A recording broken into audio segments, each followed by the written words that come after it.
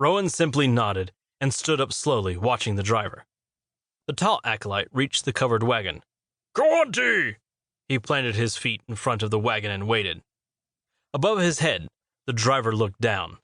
His eyes were wide with fear. "Yuanti?" the acolyte said. With a cry of rage, the former slave leapt from his seat.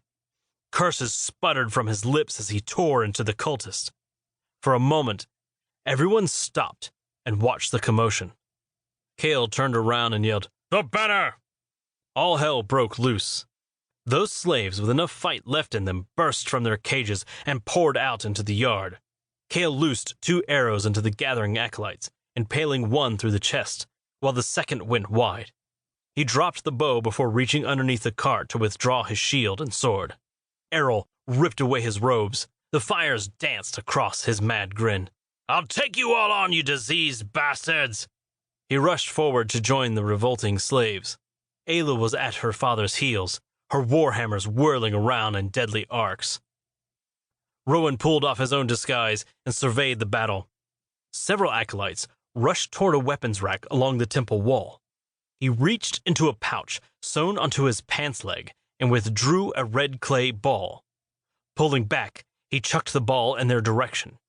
It sailed through the air before landing in a fire just a few feet to the right of the group. He jumped down and joined Kael in the charge.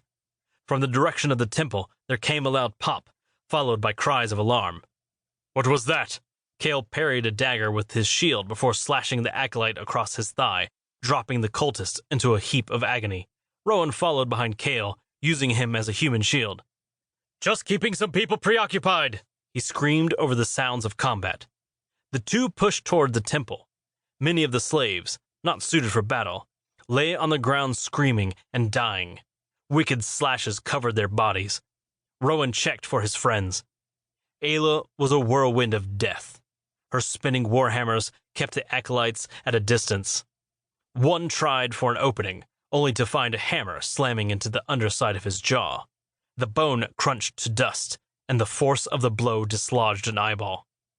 Not far from her, Errol was busy with a few cultists of his own. He taunted them, standing over 2 bodies whose arms were twisted into odd angles. One worked up the courage to attack, thrusting with his dagger. The old man caught the acolyte by the wrist, slammed his own forearm across the cultist's elbow, and drove the dagger back into the man's face. The cultist flailed and screamed while Errol pounced on the others. With the help of the remaining slaves, the mercenaries made short work of the acolytes in the yard. The few near the weapons rack fought to free themselves from tendrils of what looked like thick webbing. The fire near them had been extinguished. Each time they pulled against the sticky substance, the more tightly bound they became. Rowan grinned at his handiwork. The 4 rushed into the temple alone.